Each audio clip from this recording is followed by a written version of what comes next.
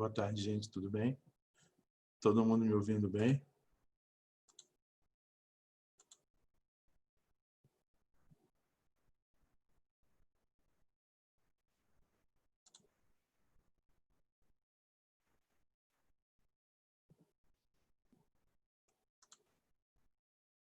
Que bom. Que bom. Deixa eu só admitir todo mundo que está entrando aqui.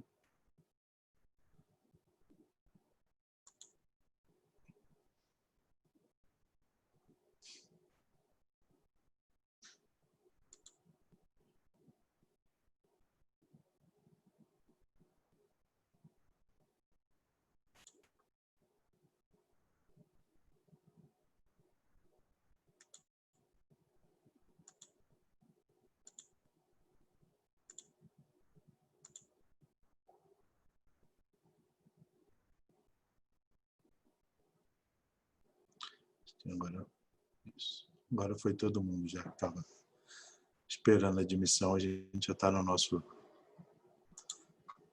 número meio regular, mas boa noite, né? Se chegar mais alguém, eu admito durante a... Deixa eu só partilhar a tela aqui, então, com vocês.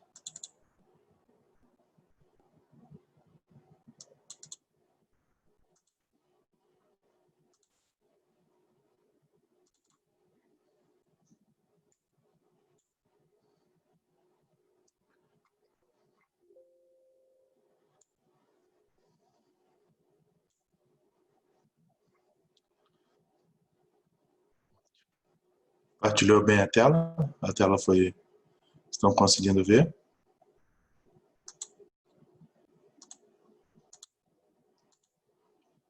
Perfeito, então. Deixa eu ver que horas são, gente.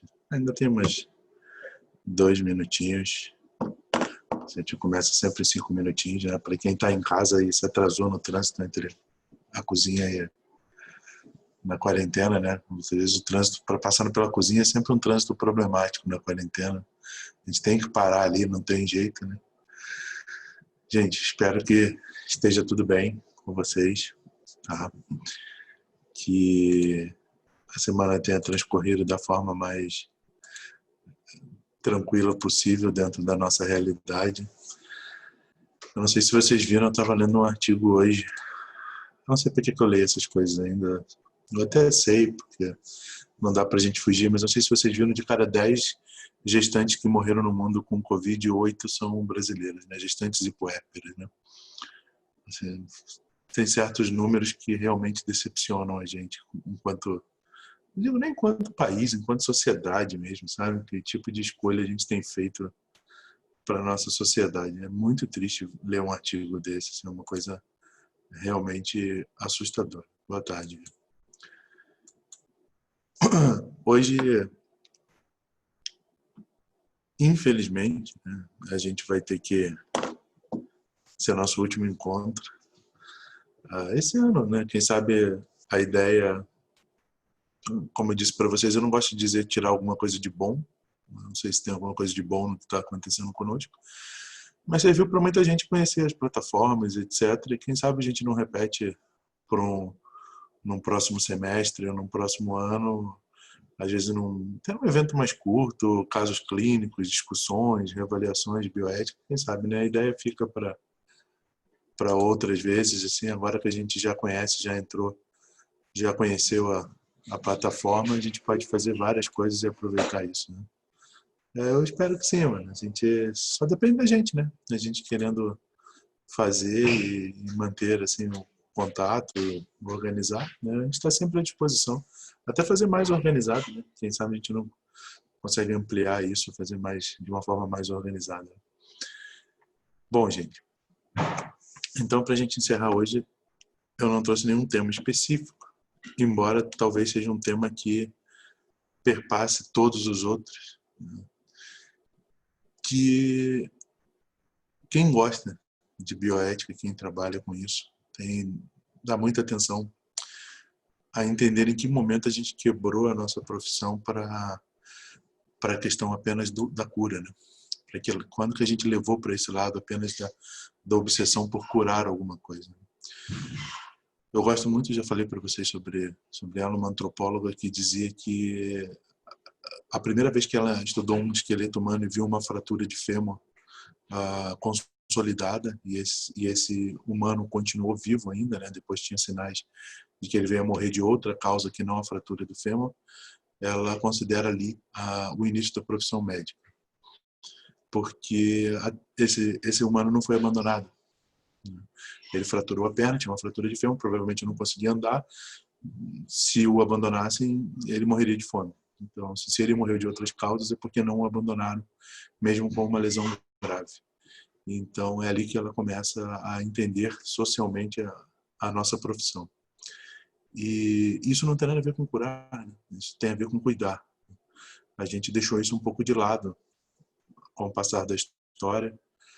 Deixamos essa parte tão bonita e tão gostosa para a enfermagem, né? A maioria das vezes são elas ou eles, né, de uma maneira geral, que cuidam muito mais do que a gente.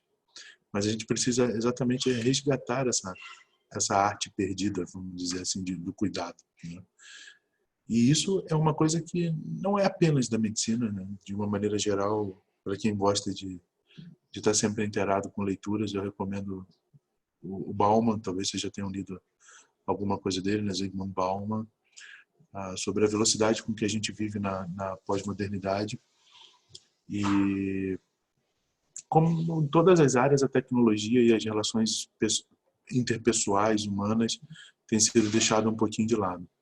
Então, isso não é um privilégio nosso da medicina, mas isso é um caminho que a gente chegou até aqui, isso não vem do nada. A gente sempre responde a interesses e poderes, etc., que nos levam a determinadas escolhas e a arcar com as consequências dessas escolhas. E por isso, né, não sei se vocês conhecem, Bernard Law, né, um cardiologista muito famoso, ele é o inventor do desfibrilador. Alguns alunos que tiveram aula de bioética comigo vão lembrar dessa aula que eu trouxe para encerrar aqui com a gente.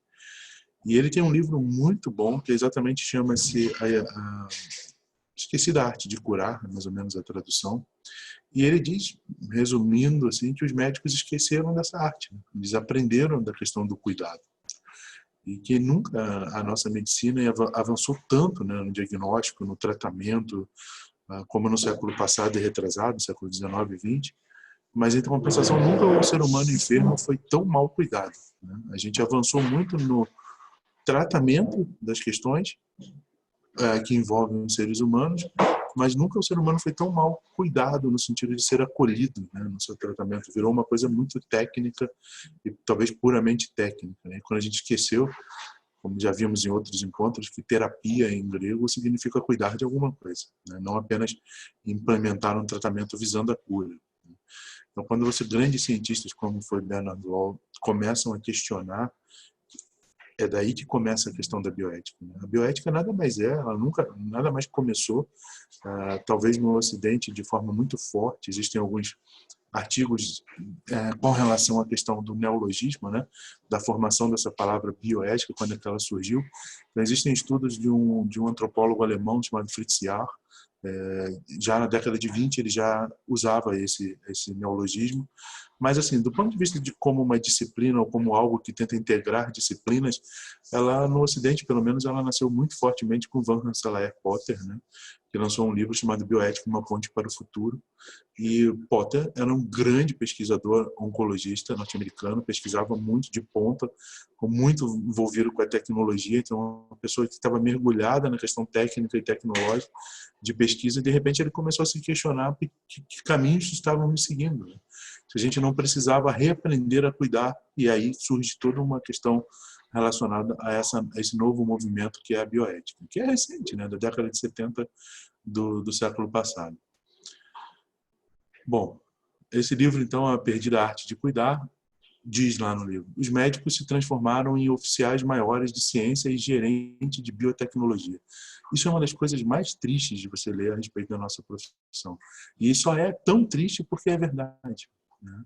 A gente muitas vezes vai a congressos ou está em discussões com os colegas, é sempre a questão da última tecnologia, da nova tecnologia, muitas vezes até sem assim realmente ter um ganho muito grande, eu vou citar uma questão que nem é tecnológica de aparelho, mas, por exemplo, vou citar uma questão inerente à neurologia, que são as drogas antiepiléticas, né? A gente tem uma droga antiepilética, que é o fenobarbital, todo mundo conhece, né?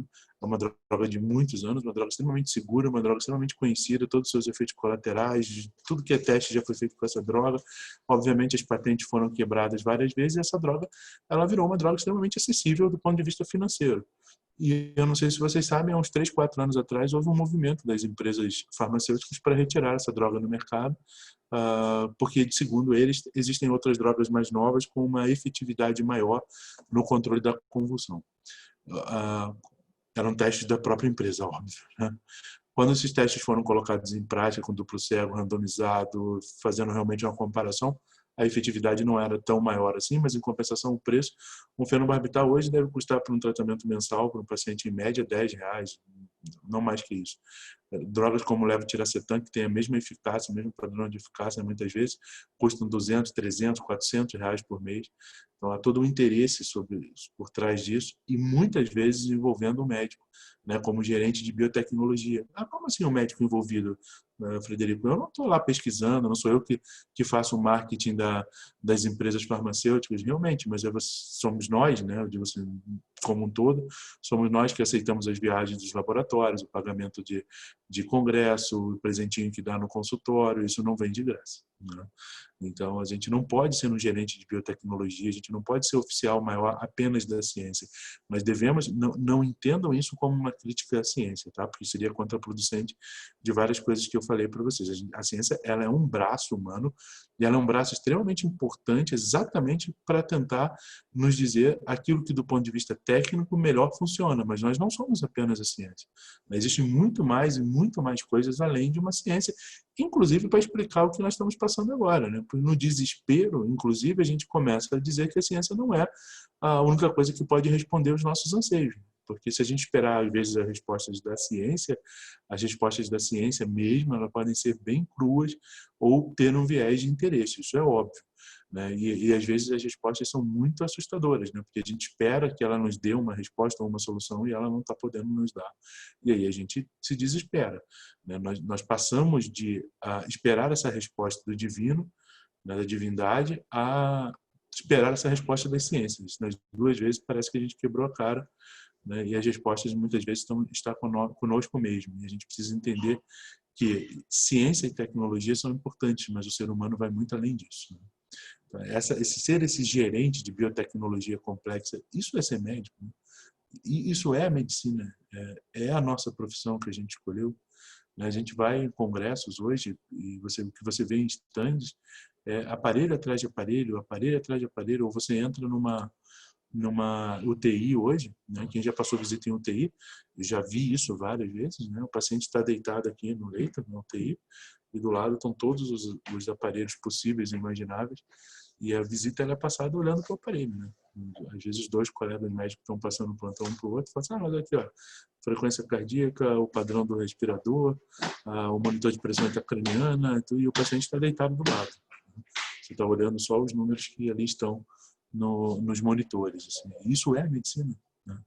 É para isso que a gente fez, é para isso que a gente estuda, é para ser gerente de biotecnologia. Isso é medicina no sentido de você tentar ofertar terapias, tentar ofertar tratamentos com o objetivo óbvio de minimizar o sofrimento humano, né? Não apenas ofertar por ofertar, né? Não a técnica pela técnica. Sabedoria médica, então, é compreender um problema clínico não num órgão apenas, mas num ser humano. Não, você não compreende apenas um órgão, né? E a gente vê isso com muita frequência, né? Quantas vezes dentro do hospital a gente já não viu alguém falar... eu me lembro de uma história, eu gosto muito de contar coisas que já aconteceram, já falei isso para vocês. Eu estava no centro cirúrgico, aqui no hospital que eu trabalho, e existe um quadro, quem conhece o hospital sabe, existe um quadro com o nome das cirurgias que serão feitas no dia, né? E o anestesista estava no telefone em frente ao quadro e ele ficava assim, desce o fêmur, desce o fígado, desce a vesícula. E tinha um paciente que tinha acabado de ser operado e o paciente falou assim, doutor, ainda bem que eu não vi a hora que o senhor me chamou, né? Porque eu fui operado de hemorroida, ia ser meio chato ser chamado assim, né? Desce a hemorroida, né? Assim, é uma coisa realmente bem assustadora de você parar para pensar. Todo mundo ri na hora, alguns de nervoso, outros por não compreenderem a profundidade que é uma afirmação dessa, né? Isso deveria ser o riso deveria ser só de nervoso, não por achar engraçado.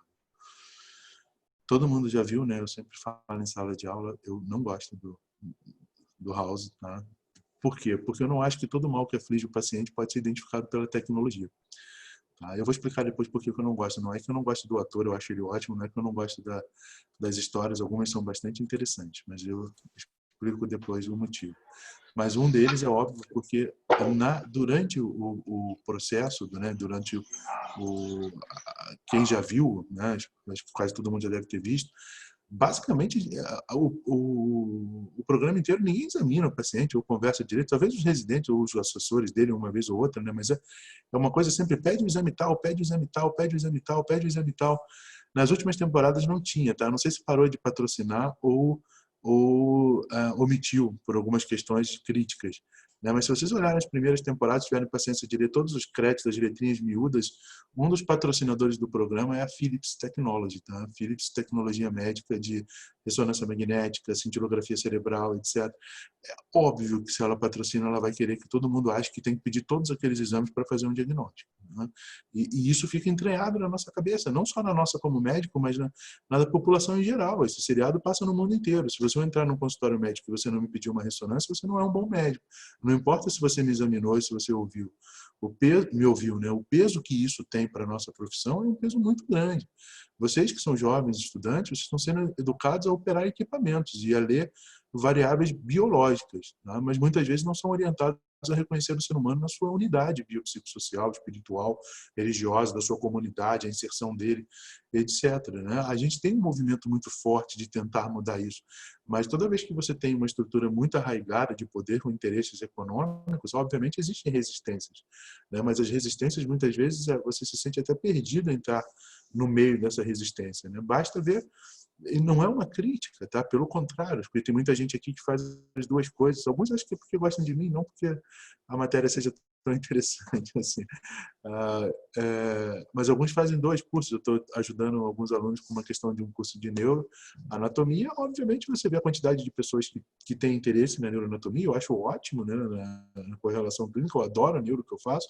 Mas a quantidade de pessoas que têm interesse no que a gente fala aqui, né? A gente é sempre meio que marginalizado, meio que à parte por pensar diferente. Há um preço muito grande por se pensar diferente, né? Há um preço muito grande por se postar como resistência a um poder, a alguma coisa que está passando por cima da gente, né? E não há nenhum problema na sensação que muitas vezes a gente pode ter de sentir-se derrotado. Eu não sei se vocês conhecem um grande antropólogo, hoje estou falando só de antropólogos, né? De antropólogo brasileiro chamado Darcy Ribeiro, ele foi vice-governador do meu estado, uma das poucas vezes que eu tive orgulho do meu estado, um projeto lindíssimo de escola pública. E Darcy Ribeiro disse que eu não me lembro exatamente a frase, mas ele dizia: eu sou um fracassado na vida, né? Eu fracassei no meu projeto de escola, fracassei em mudar meu país, fracassei em tudo isso, fracassei em milhões de coisas, mas eu jamais queria estar do lado de quem venceu. Porque estar do lado de quem venceu é exatamente ser totalmente contra tudo aquilo que eu acredito. Então, é melhor ser derrotado, mas pelo menos mantive-me íntegro nessa luta. Então, a gente precisa entender, na minha opinião, que a nossa profissão vai muito além de você gerir biotecnologia. É muito bonito, claro que é. Eu sou um neurocirurgião, gente. Pô, se eu falar só mal, né, eu só opero com microscópio, com monitor de pressão intracraniana, com não sei. Eu preciso disso, mas não é só isso, né? A mensagem que eu quero passar para vocês é que não é só isso, né? A gente precisa ir além, né? E aí já dizia Walter Benjamin, que é um filósofo que eu adoro, se vocês puderem ler um dia, por favor, parem para ler, um filósofo fantástico. Ele trata muito sobre a questão do tempo, da temporalidade.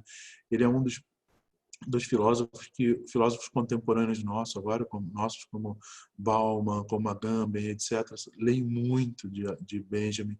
A questão dele trabalhar a temporalidade humana sobre a Terra é muito bonita, e existe até um paradoxo, não seria um paradoxo, mas uma coisa triste até.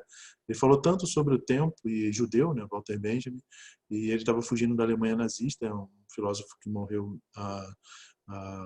na década de 40 do século passado, e ele estava fugindo da Alemanha nazista, fugiu pela França, a França foi invadida, fecharam suas fronteiras, e ele queria sair da região de Marselha, e quando ele foi tentar fugir, a fronteira estava fechada, ele voltou para um vilarejo e se matou. e no outro dia a fronteira foi aberta para que todos passassem.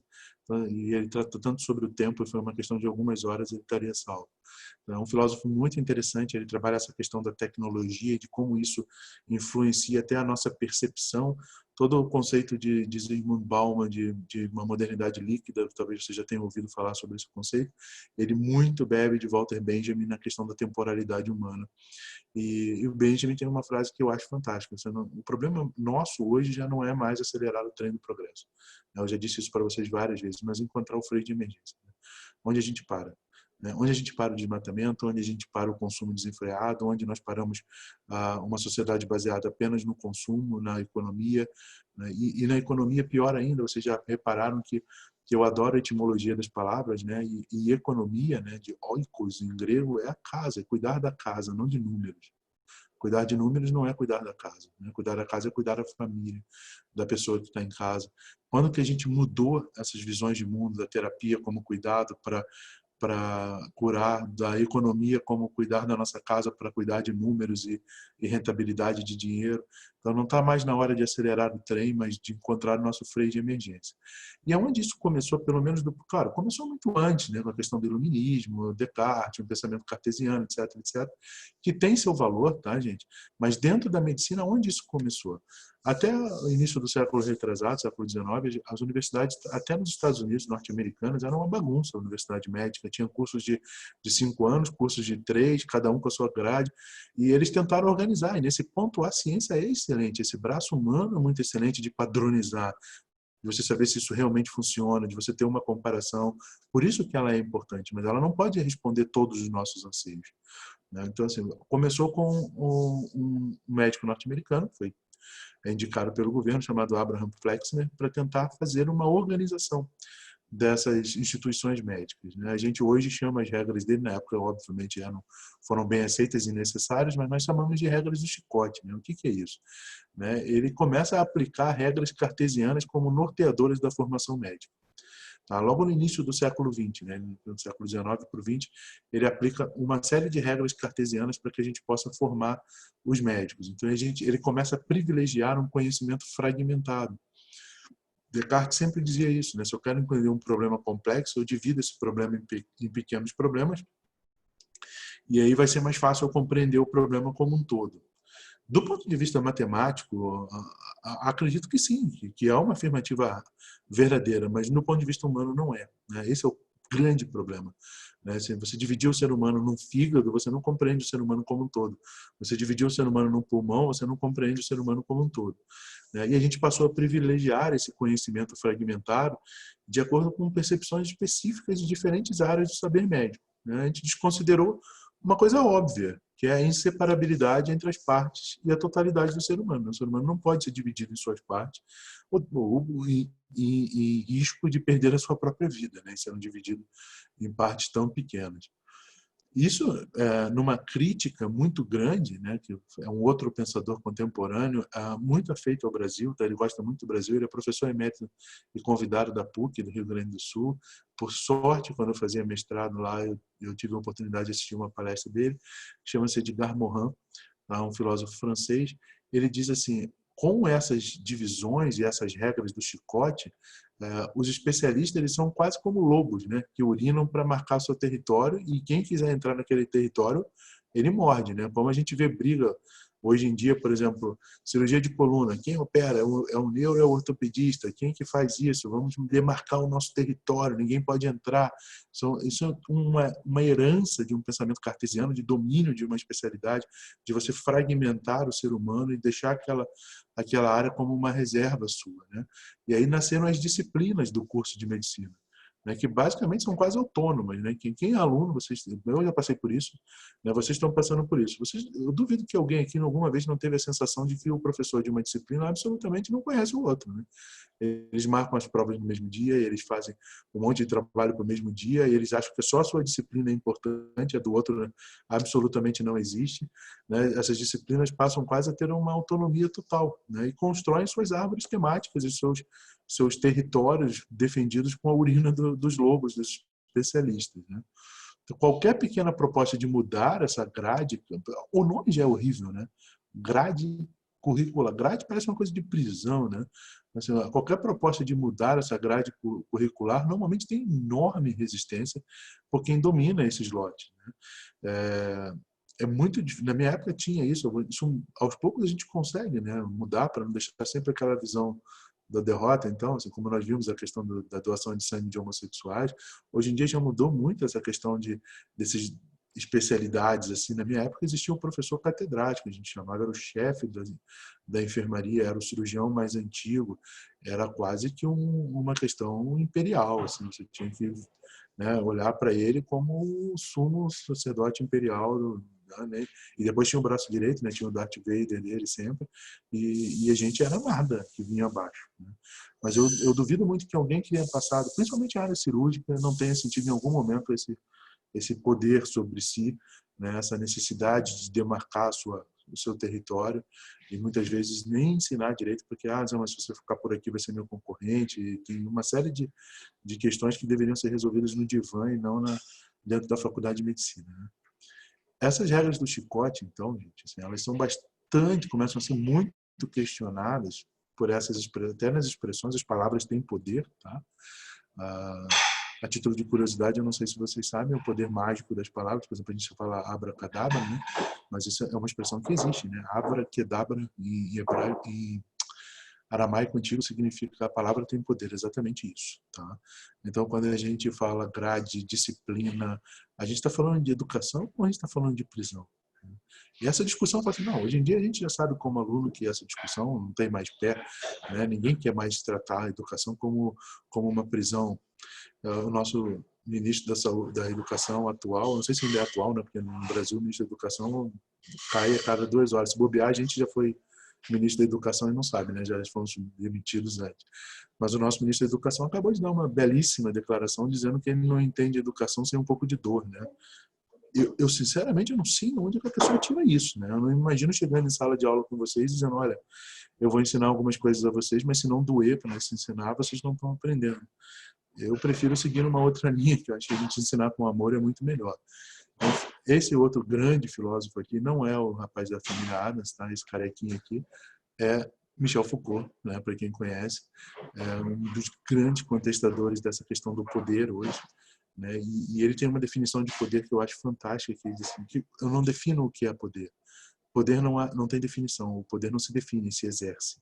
E esse poder se exerce nas pequenas relações que a gente tem dia a dia, incluindo quando vocês entram na faculdade e começam a ser disciplinados a responderem a um determinado tipo de comportamento, a ter um determinado tipo de comportamento que responde àquilo que a classe e a sociedade, e vamos dizer assim, os que criam as diretrizes de poder esperam da gente, né? Espera-se que o médico se comporte de uma forma, que o policial se comporte de uma forma, que o professor se comporte de uma forma e que mantenha as estruturas do Estado de forma inquestionável, né? Agamben, que é um discípulo de Foucault, dizia que a gente tirou a religiosidade do divino e colocou o capitalismo como a nova religião. Então, criticar o capitalismo é sempre uma coisa absurda, né? A gente está vendo isso sem ideologia aqui, né? Como eu digo sempre, eu não preciso defender o que eu penso, porque todo mundo sabe o que eu penso, mas estou falando para a gente pensar sobre a crítica desde Agamben. Ele disse, a gente critica qualquer atitude do capitalismo, como, por exemplo, olha, a gente tem que taxar a grande fortuna, você é um comunista herege, maldito, não sei o quê, porque isso é a nossa nova religião, você não pode questionar. Tá? E aí existe um livro de Agamben que eu recomendo para vocês, chamado Profanações. Né? Profanar, fanum era o templo, né? Profanar é tirar do templo para trazer de volta para a humanidade. Então, esse livro Profanações diz, a gente precisa tirar isso. A gente precisa tirar esses poderes que deram para essa sociedade e trazer de volta para os homens, né? Trazer de volta para o povo, né? Trazer de volta para a gente, para nós, tá? Para que a gente possa voltar a ter um guia sobre a nossa vida, né? Nenhum momento mais adequado do que o que a gente está vivendo para entender que a gente perdeu o controle sobre a nossa vida, né? E a gente precisa trazer de volta, como sociedade, esse controle. Então, essa escola como disciplinadora e formadora de corpos humanos, dóceis, né, incapazes de reflexão, quando eu digo escola, ela perpassa todos os ambientes que são parecidos com a escola, né? A escola mesmo, óbvio, o hospital é um deles, a delegacia, O shopping center, né? Você fala, shopping center tem a ver de docilidade? Tem. Né? Quantas vezes você entra numa loja no shopping center e alguém te pergunta o teu nome quando você vai comprar? Né? Eles querem saber seu CPF. Né? É apenas um número. Né? O primeiro lugar da história humana em que o número foi mais importante do que a pessoa foi em Auschwitz, né? Quando eles tatuavam o número na pele da pessoa e tratavam pelo número. Hoje em dia, a gente, dentro de um shopping, a gente age como se estivesse em Auschwitz. Né? O cheiro é sempre o mesmo, as pessoas se vestem da mesma forma e as pessoas são reconhecidas por um número de CPF, apenas isso. Tá? Nada além disso. E pior, a gente aceita. Né? Aceita sem questionar. Foucault dizia assim, por que toleramos o intolerável? Em que momento, né? E até paradoxal a palavra, né? Por que a gente tolera algo que é intolerável? Porque se é intolerável, não deveríamos tolerar, mas toleramos. Por que aguentamos isso? Por que continuamos assim? Eu não chego a ser tão radical quanto Albert Camus, que é um outro contemporâneo de Foucault, que tem um livro chamado A Peste, né? Acho que vale a pena ler para quem não leu. Camus dizia o seguinte, só existe um problema filosófico digno desse nome, né? Digno de se chamar problema filosófico, que é, eu me suicido ou não? Por que eu tolero o que eu tolero? Por que aceitamos o que aceitamos? Né? O que nos leva a aceitar o que está acontecendo? Então, essa é a grande pergunta. Quando você tem essas regras norteadoras que foram importantes para uma organização da nossa universidade, da nossa formação médica, mas que obviamente se esgotaram, porque a gente concluiu que nós precisamos de organização, precisamos de um ensino padronizado, precisamos que o médico converse a mesma língua, mas precisamos mais do que isso. Não precisamos de um robô gerente de biotecnologia. Precisamos de alguém que consiga se aproximar do humano. Então, em consequência desses modelos pedagógicos obsoletos, então a gente impõe aos estudantes, a vocês, conhecimentos técnicos, né, de disciplinas acadêmicas, onde as informações elas são expostas, elas são jogadas. As informações não têm nenhuma preocupação de oferecer a mínima síntese, né, para compreender o ser humano como um ser biográfico, como um histórico de vida, com tudo que lhe envolve. Né? É um meio de flagelar, né? O flagelo no chicote romano, quem se aventura no domínio das ideias que o especialista considera a sua propriedade. Né? Ai de alguém que venha de fora falar alguma coisa que discorde. Eu não digo nem discordar no sentido do conhecimento técnico. Tá? Porque o conhecimento técnico, realmente, aí a parte da ciência, você não discorda do conhecimento técnico. Não é isso que nós estamos colocando em xeque. Ninguém vai chegar para o cirurgião e falar assim, olha, eu acho que essa técnica que você está usando de cirurgia não é uma boa técnica, desde que seja uma técnica aprovada, comprovada, etc. Eu acho melhor o senhor fazer... Vamos inverter, né? Todo mundo aqui da área da saúde, eu, por exemplo, tem uma coisa que eu não entendo absolutamente nada, é de carro. Eu só sei botar a chave e ligar, e se funcionou, ótimo. Tá? Mas eu levo no mecânico e o cara fala, olha, eu acho que o problema está nessa peça aqui, precisa trocar por causa disso. A questão é, olha, eu não quero trocar agora porque eu não tenho dinheiro. Ou eu quero trocar por uma peça de menor qualidade por um tempo até eu poder trocar por uma melhor. Eu não estou questionando que tenha que trocar. Eu não estou questionando, por exemplo, quando eu digo para alguém, eu estou com um paciente nessa situação, o senhor tem um tumor cerebral, o senhor precisa operar. E o paciente diz assim, se eu não operar, acontece o quê? O senhor vai morrer. Tá, eu escolho não operar. Ele não está questionando a minha técnica, ele está questionando que ele não quer, para histórico de vida dele, como pessoa, ele não quer mais passar por aquilo. E isso não era compreendido. Tá? Isso era impossível. O médico era o dono da verdade. Eu estou fazendo o melhor para você. Como você ousa questionar o poder instituído pela grade, pela disciplina? Como se ousa apresentar resistência ao poder? Mas sempre que há um poder, já dizia Foucault, há resistência. Né? Se há poder, há resistência. Só que essa resistência a gente precisa organizá-la, precisa entender que o ser humano vai além disso. E essa resistência não pode ser um novo poder, porque senão também vai ter resistência a ele. Não é uma confrontação, é uma demonstração de que nós precisamos ser tratados como humanos. É diferente. Tá? Então, uma das escolhas, dentre várias, como eu já mostrei para vocês naquela questão de abordagens bioéticas, para tentar mudar essa forma de lidar com essas regras do chicote, que são regras cartesianas, né, que privilegiam o objeto, privilegiam o corpo, privilegiam a quantidade, privilegiam causalidade. A gente usa muito para se embasar eticamente com argumentos, né, porque sempre se deve usar argumentos, sempre se deve usar a força de um argumento e não o argumento de força, Porque se você usa o argumento de força, você está sendo maniqueísta, cartesiano, etc. Nós usamos a força do argumento. E a filosofia da alteridade nos proporciona além da razão, né? Para além da razão. O ser humano tem a sua parte racional e nós somos devedores para essa razão de muitas das coisas que a gente tem hoje em dia. Eu tenho internet, eu posso estar falando com vocês, eu tenho o meu vinho aqui do lado, eu tenho tudo, porque a gente instrumentalizou o mundo para usar. Mas isso a gente não pode ser cego de achar que não trouxe consequências.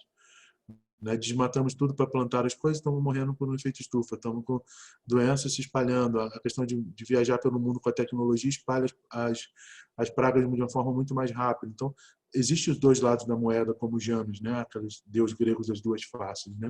Então, a gente precisa entender que isso existe, não podemos esquecer que isso existe, precisamos ir além da razão. E aí a gente tem que centrar-se no sujeito, no espírito, na qualidade, na finalidade, no sentimento. Isso é o que a gente espera de uma nova formação, não só do profissional médico, mas do profissional da saúde e do ser humano como um todo. Por que isso? Porque a gente precisa de uma formação ética. E como dizia Lacan, domine todas as técnicas, porque isso é obrigação do profissional, a dominar todas as técnicas daquela área que ele trabalha, conhecer todas as teorias daquela área que ele trabalha, mas quando você tocar em outra alma humana, será apenas uma alma humana. Tá? Será uma pessoa que acolhe e recebe o seu paciente. Tecnicamente perfeito, muito bom, mas também humano. Tá? Para que a gente possa entender, como diz o meu preferido, Levinas, nós não é plural de eu, só na gramática. Né? Na vida real nunca é. Tá? E isso envolve uma questão que eu gosto muito de bater na tecla, porque quando a gente vai falar de bioética, os tempos são curtos na faculdade, as pessoas acham que bioética é deontologia, né? Deontologia é aquela coisa vedada ao médico, o médico é proibido, o médico não pode fazer. Não, isso é código de ética. Nem deveria se chamar código de ética, nem se chama mais, chama código deontológico. São regras. A ética é muito mais do que isso. Né? Porque decorar um código, decorar uma técnica, como dizia Salazar, e dessa vez eu vou precisar falar para vocês que é uma coisa que me dá muito orgulho. Tá? Abel Salazar é um médico português que eu admirava profundamente e uma das coisas que me deixou mais feliz ano passado foi ter podido ir lá na Universidade do Porto, onde eu estou cursando doutorado, onde é a casa do Abel Salazar e tem um museu dele e ver as obras e tudo isso. É um médico fantástico. Quem puder, dê uma pesquisada. E ele tem uma frase que eu acho linda, que eu sempre repito em sala com meus alunos, que é: aquele que só sabe a medicina, só sabe medicina, técnica médica, nem medicina sabe. Tá? Porque medicina é muito mais do que a técnica que a gente aprende, é muito mais do que a deontologia, é muito mais do que decorar um código. Tá? Medicina é o ser humano, né? Aprender o multidimensional, o complexo, a organizar o conhecimento para cuidar do ser humano. Protagonista central de qualquer iniciativa da ciência, sim, o ser humano.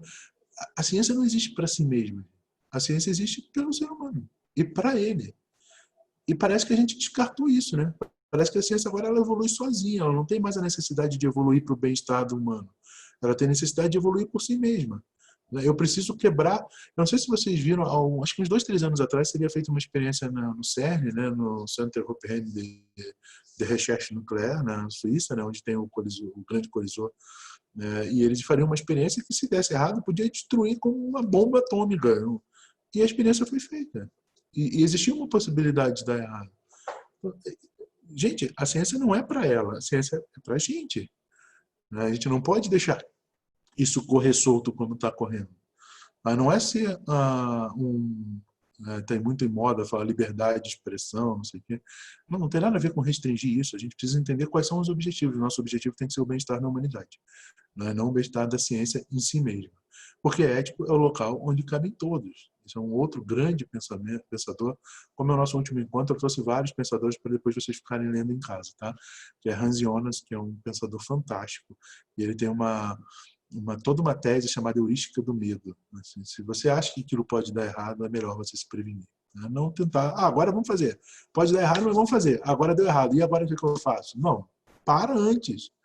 Né? A gente raciocina, usa a razão que a gente tanto gosta de dizer que tem. Né? Peraí, vamos pensar antes de fazer. Né?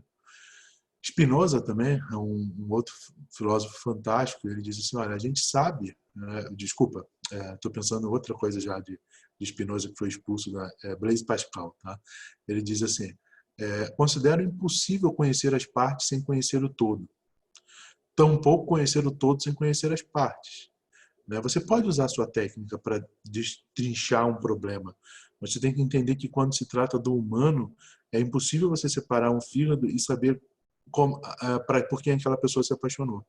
A pessoa é muito maior do que isso, muito maior do que a soma das suas partes. E isso é um exemplo que eu trago sempre em sala de aula. Eu vou explicar para vocês o que é essa foto horrívelzinha. A comunidade acadêmica nossa agora, ela é formada por um conjunto de especialistas. As linguagens dos diferentes núcleos de saber, elas são tão fechadas, tão técnicas, que sequer o exercício interdisciplinar é factível. A gente está tão centrado nesse fetiche pela tecnologia e pela hiperespecialização,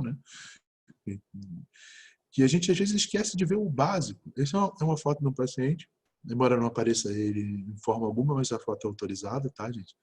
Essa é todo mundo aqui mora mais aqui na região do Pato Branco, tá, no sudoeste, sabe o que é um berne, né? Todo mundo já pegou alguém, ou já viu alguém que teve um berne. Todo mundo já pegou berne, não, mas assim, já viu pelo menos, né?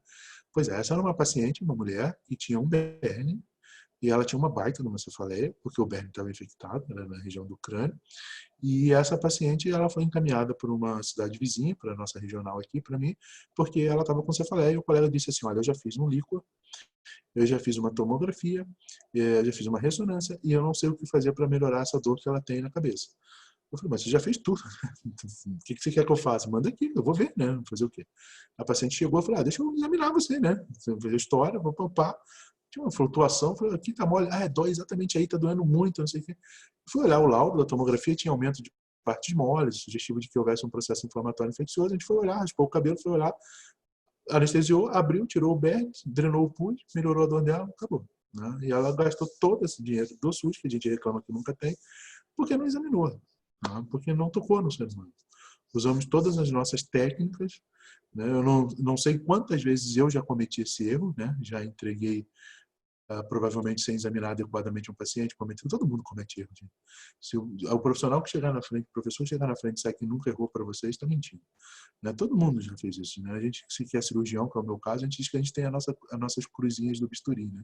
A gente talvez não lembre de todas as pessoas que ajudamos, mas as que a gente fez uma besteira, a gente lembra. Aquela cruzinha fica marcada para sempre. Mas a gente não pode ser amante desse fetiche. Tá? A gente não pode achar que, não, fiz ressonância. Tá, daí você examinou o paciente. Isso é muito mais importante.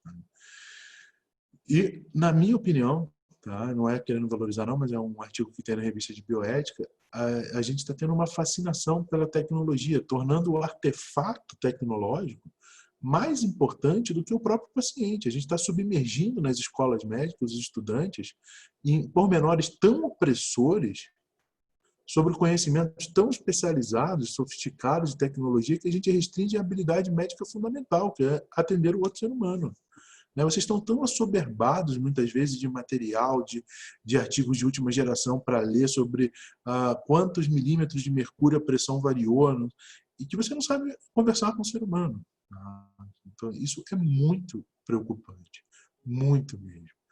E obviamente quem percebe isso, como a gente se livra disso, como é que a gente se livra desses julgos? Essas coisas, para mim, por exemplo, são extremamente assustadoras. Todo mundo já viu uma escala de dor. Eu sempre fico na minha cabeça, como eu falei na aula de neuro essa semana com os alunos, eu falo assim: como é que alguém mede a dor de alguém? Como é que você mede a dor de outra pessoa? Por causa de uma carinha que você pinta ali? Eu sei que isso tem importância, novamente, a ciência tem importância, claro que tem, isso é um padrão. Se eu tenho uma carinha última lá, 10, chorando porque minha tartaruga morreu, se eu faço uma medicação e vai para 6, melhorou.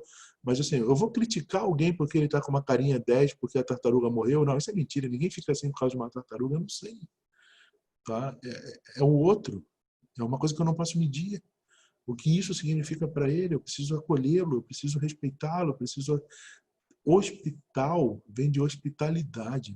Eu preciso hospedá-lo comigo para que eu possa resolver o problema dele. Não se usa um hospital do nada, onde você está sendo hospedado, onde está tendo hospitalidade. E quando você tem hospitalidade, você tenta, quando você recebe alguém na sua casa, você, embora tente muitas vezes manter um pouco a sua rotina, você segue a sua rotina para outra pessoa. Né? Você entende que é outro, que tem outro tempo, vem de um lugar onde você não teve, vem de lugares onde você nunca vai, então tem uma outra história. Né? A gente precisa reconhecer que esse perverso legado do século XX, então, dessa extrema racionalização da ciência, que só considera o quantitativo, né? Ela ignora o qualitativo, basta ver o nosso currículo Lattes, né? Existe uma poetisa polonesa, eu não vou lembrar o nome dela agora, até porque é um nome quase impossível de pronunciar, mas ela tem um poema que chama exatamente sobre o currículo, né? Fazendo um currículo, ela diz assim, que no currículo dos filhos contam-se só os vivos. Né? Isso é muito forte. Quando alguém pergunta, quantos filhos você tem? Um. E se essa mulher ficou grávida 8 vezes? Só conta o vivo. Toda aquela história não conta no currículo. A gente ignora isso. Ignora o qualitativo pelo apenas o quantitativo, aquilo que pode ser mensurado. É a sociedade do Inmetro. Né? A gente só acredita naquilo que pode ser medido. E a gente menospreza o ser humano em seus sentimentos, seus sofrimentos, na sua alma. Né? E isso é muito triste para um profissional da saúde, né? Essa sociedade do Inmetro. E aí, como a gente se livra, então, desse jugo do chicote? Né? Há que libertar-se, sobretudo, dessa escravidão da máquina. A gente precisa complementar o nosso raciocínio clínico para tomar decisões com o humano. Essa obra, por exemplo, Ciência e Caridade de Picasso, o médico está aqui representado, ele está muito mais, é claro que é uma coisa antiga, né? Então, mas ele está representado que toda a atenção dele está sobre a tecnologia da qual ele dispunha na época. Mas quem está cuidando do humano não é o médico. Né? Ele está apenas preocupado com a tecnologia dele. É muito mais coisas por detrás, do que uma pintura mostra muito mais do que aquilo que a gente está vendo. Né? A arte, né?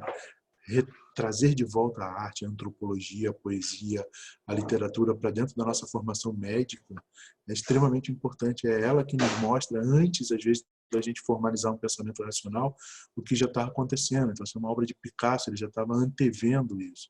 A gente pode ir mais longe. Quem gosta, por exemplo, de ler, um livro chamado Médico à Força, de Molière, as traduções variam um pouco, tá? Mas é um livro em que uma pessoa vai se esconder no interior, numa casa, no interior, no povoado da França, e eles estão esperando um médico para cuidar de um doente. E essa pessoa precisa se esconder lá de qualquer jeito. E ela diz, não, eu sou um médico. Tá? E aí eu falo assim, mas tem os exames aqui. Aí ele começa a falar, não, mas os leucócitos estão não sei quanto. Né? Ele só fala coisa de técnica e com números, e todo mundo acredita que ele é um médico, né? Porque ele sabe do conhecimento técnico. É uma comédia, mas é uma crítica. Né? É uma crítica muito pesada a como a gente se porta. Esse modelo vigente de subespecialidade, no qual os profissionais vão sabendo tudo de nada. Né? Existe esse ditado, né? Todo mundo já ouviu, né? O especialista é aquele que sabe tudo de absolutamente nada, né? E o clínico é aquele que não sabe nada de absolutamente tudo. Não é bem assim. Tá? Talvez o clínico saiba como lidar com o ser humano. E é mais importante às vezes do que saber tudo do nada. Né? Eu sei quais são todas as camadas das linhas da sua medula, mas eu não sei te dar bom dia quando você entra no meu consultório. Existe uma diferença brutal entre uma coisa e outra. Tá? Se o conhecimento é armazenado, pior ainda, né? Apenas nas máquinas, a gente não vai se tornar técnico. Não sei se vocês acompanharam, na China tem já uma pesquisa de diagnóstico por uma inteligência artificial. E aí a gente tem um robô que opera, tem a inteligência artificial que dá o diagnóstico, e o médico vai servir para quê? Né? Para que a gente vai servir? Vamos ser descartados? Jamais, se a gente servir para acolher o outro. Se a gente servir para acolher o outro, não tem nenhuma máquina que vai fazer isso melhor do que a gente. Tá? De jeito nenhum. E o calor humano, a gente está aqui vivendo uma quarentena, todo mundo de frente para a máquina sabe o quanto faz falta estar com outro ser humano do seu lado. Né? Os médicos, eles absolutamente não são dispensáveis. Médicos e profissionais da saúde, o ser humano não é dispensável. Só que a gente vive uma sociedade que nos faz pensar isso. Isso aqui eu trouxe para vocês porque são duas fotos de revistas, todo mundo conhece a revista? Que diz assim, como fazer um super bebê. Como eu disse para vocês, a pintura, a foto, vem muita coisa muito além do que está mostrando ali, né? Como fazer um super bebê? Por que não era negro esse bebê da foto? Porque se ele é super, ele só pode ser branco de olho azul. Não, não é super. Então, a eugenia, o que está por detrás disso, de domínio de técnica, como a gente falou, de reprodução assistida, de uma série de outras questões. O pior ainda, o segundo exemplar ali, ele pode ser imortal. A medicina está te dizendo que a gente vai te fazer imortal. E se a gente não fizer você imortal? Quem é o culpado de você morrer? O médico? Como eu disse, eu gosto muito de contar histórias. Um dia eu estava de plantão na UTI aqui, tinha um colega de Curitiba, um procurador, não é o Deltan Dallagnol, não é o Sérgio Moro, ligaram na UTI, ele ligou na UTI, né, esse procurador, e ele tinha um irmão que estava morrendo. E ele, conversei, falei, olha, seu irmão está muito grave, tem câncer, eu acho que ele não vai resistir mais muito tempo. E ele falou para mim assim, tá bom, doutor, de quem é a culpa? Eu quase falei, não sei, vai na igreja da tua casa e pergunta para Deus quem é a culpa que a gente morre. Nós morremos. Mas você percebe, se você tem uma revista de circulação nacional que no ideário da população, a gente está vivendo isso todo dia, né, gente? Que o WhatsApp distribui cada informação que você depois tem que ficar 3 anos desmentindo aquilo, né? Quando consegue. Né? Então, se uma revista diz isso, ele vai ser imortal. De quem é a culpa quando ele morre?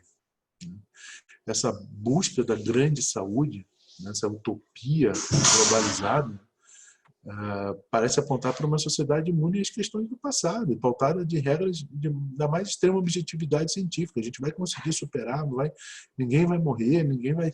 Como não? Tá? Quais as consequências para uma sociedade, por exemplo, que não aceita a sua própria finitude? E não aceita a sua morte? E pensar sobre a morte é muito difícil. Eu sempre digo isso em sala de aula, quando eu dou aula de bioética. Se a gente pensar o tempo todo que a morte está aqui com a gente, porque, como eu digo sempre, só existe um jeito de não morrer, gente, é não nascer. Para a gente é tarde demais. Né? Mas a gente tem 80 anos de sobrevida, em média. Alguém vive 100, alguém vive menos. Né? Em média. Mas eu acho que eu vou viver. Acho. Pode ser que termine amanhã. Se você pensar isso o tempo todo na sua cabeça, você percebe a revolução que isso fará na nossa sociedade? A primeira pergunta que eu sempre faço em sala é a seguinte: se a gente pensa o tempo todo, de verdade mesmo, tá? De maneira séria, que eu posso morrer, o que eu estou fazendo aqui, hoje, com vocês? Né? Talvez você não, eu até gostaria de estar aqui porque a aula é legal, tomara, obrigado. Mas assim, e outras aulas chatas que a gente assiste? Por que a gente está assistindo? Porque a gente espera um futuro.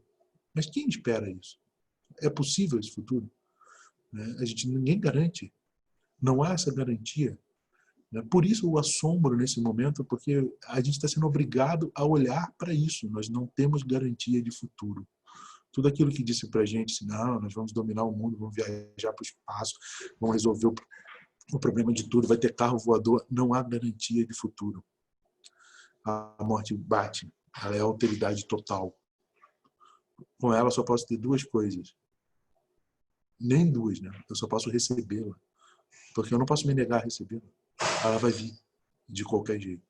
E como isso é pesado quando a gente lida com um profissional da saúde, cada vez mais judicialização, processo, alguém tem que ser culpado o tempo todo. Como indignar-se, então, né? Quando a gente tem um interno lá, né? Um aluno como vocês, que quando apresenta o caso nem sequer menciona o nome do paciente, ele foi treinado para isso, para olhar só as partes do ser humano. Qual só apresenta a última grande resultado de exame ou conduta do oncohematologista que faz a bioquímica e daí e o paciente. Tá? Quando isso acontece, a gente ouve coisas desse tipo, e essas frases que vão aparecer aqui são verdadeiras, eu ouvi isso de acadêmicos. Tá? Meu pai não paga não sei quantos R$1.000 por mês para atender paciente do SUS. Isso foi de boca de alunos como nós, como profissionais como nós, médicos. Eu vou fazer radiologia para não ter que colocar minha mão no lixo. Né? O que é o lixo? O ser humano. Eu vou ficar numa sala que eu só vejo exame, eu não vejo ser humano. Isso é um médico falando. Esse aí é só um pimba, não se preocupe. Eu já disse para vocês que lá no Rio, isso foi de um colega no Rio, essa expressão pimba ela tem um significado, significa pé inchado, mulambo, bêbado e atropelado. É só isso. É um alcoólatra, é um miserável à margem da sociedade, né? Tá bêbado, é um atropelado, é um indigente, então não precisa me preocupar. Como é que a gente muda isso? É isso que tem que ficar com a gente. Ninguém pode achar que isso é normal. A partir do momento que a gente normaliza isso, né? E normalizar vem de norma. Né? Do normal, o normalizar vem da palavra norma. Norma é uma regra. Quem botou essa regra? Né? Por que essa regra está lá? Como que a gente faz uma profanação dessa regra, né? Retira isso do seu lugar sacro, que ninguém está questionando, e muda isso, né? Essa é a grande questão da bioética e da formação nova médica que a gente pretende. Como a gente se livra? Então, desde a Conferência de Edimburgo, em 1993, já existem movimentos nessa direção, né, que enfoque mais no processo de saúde e doença, com enfoque interdisciplinar, com a participação do ser humano, tá? Que a gente possa ser um médico. A foto ficou ruim, isso é Rembrandt, tá? O retorno do filho pródigo, mas você quer ser um médico, um sábio, um detentor de conhecimento como esse médico, que tem a sua cabeça iluminada por toda a razão, por todo o seu conhecimento técnico, ou esse médico que além da cabeça tem o seu tórax, o seu coração e acolhe a pessoa. E se você, é pena que ficou feia, depois põe na internet, né? A foto não ficou boa, chama o Retorno do Filho Pródigo, de Rembrandt. Tá? Você vê uma mão está suave acariciando o paciente e a outra mão ela crispada, ela está dizendo: eu vou te guiar, eu vou te segurar, eu vou te amparar, tá? Mas eu vou te afagar também, porque eu estou te recebendo, né, como hóspede. O que é o médico que a gente quer? Aquele com que a gente se sente à vontade, né, quando a gente descreve as nossas queixas. O médico para quem o paciente não é uma estatística. Tudo isso parece tão simples e óbvio, né, que às vezes a gente se espanta por que não é assim, né? Porque todo mundo, eu acredito que quando você fala isso para todo mundo concorda, mas por que não é assim? Né? Por que não podemos institucionalizar isso? Né? O profissional, ele sabe que toda doença ela é orgânica, mas ela também é psíquica, ela é social, ela é familiar. Eu atendo mau desempenho escolar e tem, obviamente, você olha muitas vezes e diz, isso aqui não é um problema físico do ponto de vista neurológico, é um problema social. A família nunca foi à escola, não tem condição, o filho tem que trabalhar. Como é que você muda isso? Né, como profissionais da saúde, né? Todos esses sintomas eles formam um conjunto complexo de diferentes instâncias e a gente nunca pode achar que sozinho vai resolver, né? A interdisciplinaridade ela é extremamente importante. Invariavelmente, o que o paciente está buscando são cuidados, né? E não assim se limitam a simplesmente a livrar-se de um mal-estar, tá, circunstancial. Ele está procurando um cuidado que o faça sentir-se recebido, né, acolhido dentro do seu momento de doença, terminal ou não, né? Porque toda a nossa vida é terminal. O ser humano é o ser mais paradoxal que existe. Ele nasce para morrer, né? Como eu falei, só existe um jeito de não morrer, não nascer. Então, quando a gente nasce para morrer, né? Que coisa mais paradoxal do que isso, né? E aí a gente volta lá atrás, né? Voltamos lá em Hipócrates, que já dizia, né? Que é o pai de tudo isso, do grego, da racionalidade, mas ele já dizia: onde há amor ao enfermo, a filantropia, há também o amor à arte, a filotecnia. Só podemos ser bons médicos se a gente ama o nosso paciente, né? Se a gente gosta do ser humano. Então, o nosso objetivo é o paciente, sempre. Nosso inimigo é o sofrimento do humano, não a morte. A morte é inevitável. A gente pode, talvez, negociar com ela para ela vir no outro dia, porque eu ainda preciso dar um beijinho no meu filho. Então, vem amanhã, por favor, eu preciso falar com ele. Talvez a gente consiga adiar isso um pouco, mas não vai ser para sempre. Então, o nosso objetivo é aliviar o sofrimento, não a morte. Brigar com a morte é uma briga perdida. A formação humana do acadêmico de medicina tem que prevalecer, sempre. Tá? A formação ética ela envolve responsabilidade sem escapatória, ela envolve a alteridade, e eu acho que a gente precisa muito ir além, né? Ter formação humana mesmo. Né? Quantas vezes a gente está reunido num jantar, por exemplo, vocês já estão começando a fazer isso, né? Você se reúne, os profissionais médicos principalmente, eles se reúnem, eles sentam num canto da sala e começam a falar dos pacientes, porque eles não sabem falar de mais nada. Eles não leem mais nada, eles não entendem absolutamente nada, e pior, às vezes acham que entendem muito. Esse é o grande problema. A gente precisa ter uma formação humana mais profunda e mais desenvolvida, né? Porque, afinal de contas, o mundo sempre é de todo mundo. Né? E aí, Levinas, de novo, porque eu vou terminar com ele, como sempre, né? Diz: o ético é o humano. Tá? Se você quer ser ético, você tem que gostar de ser humano. E não pode escolher qual que você gosta. Né? A ética ela é sempre construída no face a face, por todo o tempo que nos resta, que a gente não sabe qual é. Esse face a face da relação médico-paciente, ele é filosoficamente, ele é o único instante que se pode criar alguma coisa.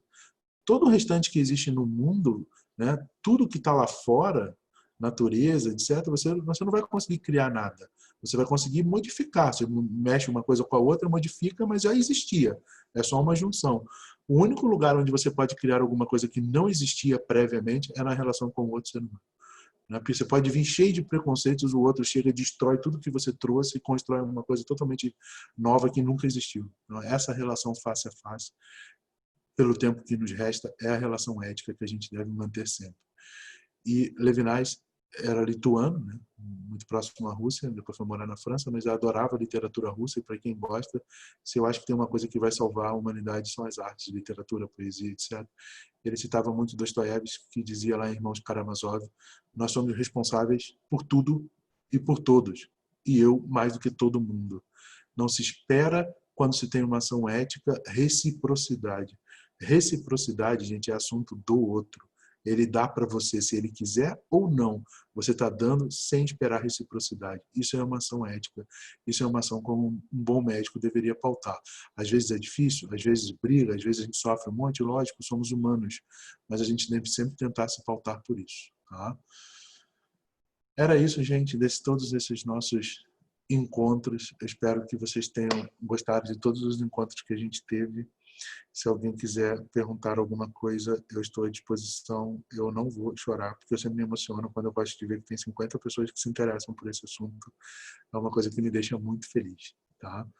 Imagina, Marina, é um prazer estar aqui com vocês, de verdade. Eu fico muito triste no sentido de que não vou poder continuar, mas é por um bom motivo para terminar meu doutorado. Depois eu prometo que a gente fará outras vezes, tá? Obrigado, Renato. Eu fico muito feliz, tá? Obrigado mesmo. Imagina, o prazer é todo meu, tá? Obrigado. Agora tem o Caio está por aí, não? Que ele vai querer fazer um sorteio, não sei. Né? Obrigado, Patrícia. Espero que acabe logo isso para a gente tomar um café. Eu não aguento mais de saudade de vocês, tá? Obrigado, Leite. Eu também estou muita falta de vocês. A gente espera voltar logo. Amanhã eu estou triste que eu vou ter que... Isso, leva aquele bolo de maçã que está faltando, né, Su?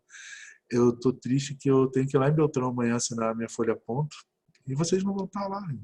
Não vai ter aula, não vou entrar em sala de aula. E em Beltrão não entrar em sala de aula só quando eu ia jantar no Brum. Não sei se vocês conhecem o Brum Bistrô, que é maravilhoso.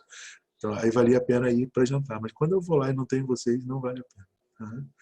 Imagina, Mário, não fale uma coisa dessa. Você sempre foi uma excelente pessoa. Tá? Pode deixar, Ludmila. Eu peço para avisar todo mundo quando tiver. Tá? Obrigado, Marina. Obrigado mesmo. Tá? Que bom, Juliana. Espero que te ajude bastante. Tá? Espero que você possa refletir. É sempre a nossa função, né? Sempre. Tá? O Caio já está aí, eu acho que, compartilhando a tela para o sorteio, né? Obrigado, Leite. Pode ficar à vontade, cara. Então tá bom. Obrigado, professor. Imagina.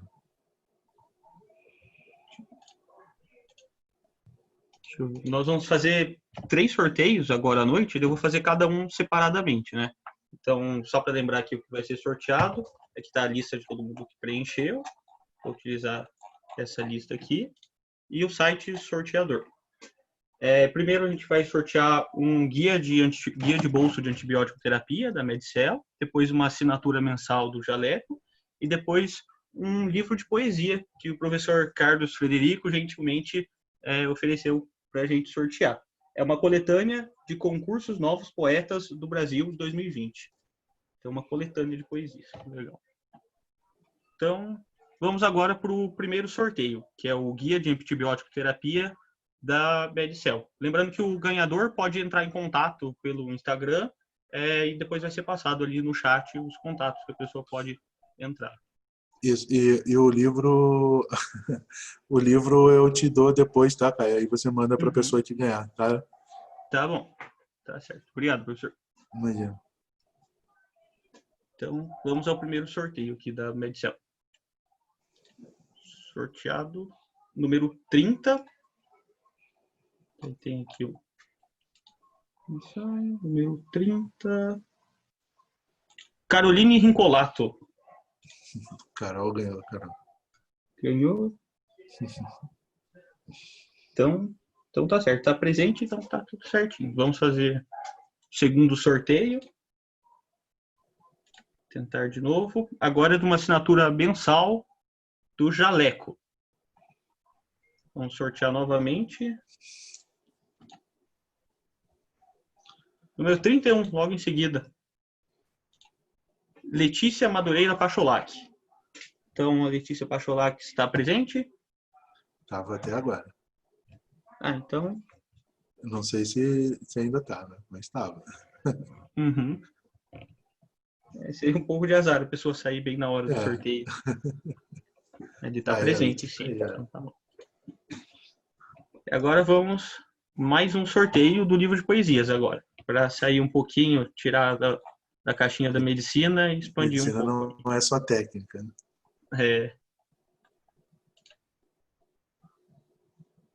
Número 43. 43. Ana Paula Muro. Está presente? Anitta, será que está aí ainda?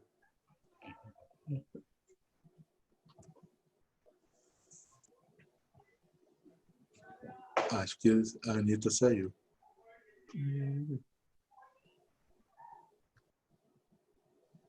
Dá 5 segundos para ela se manifestar, se ela não se Vou manifesta. esperar um pouquinho, assim.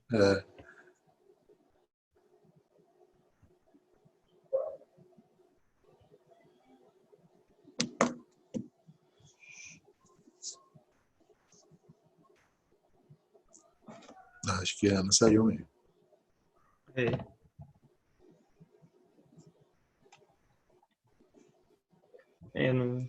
Não se manifestou no chat.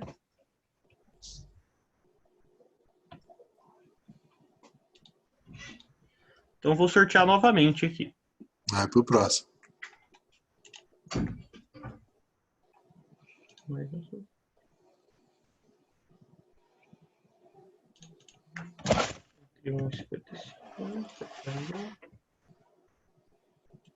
Número 14. Emiliane Batalha. Se não falei errado. Está presente? Emiliane Batalha. Então. Está presente, então. É seu, Emiliane, então.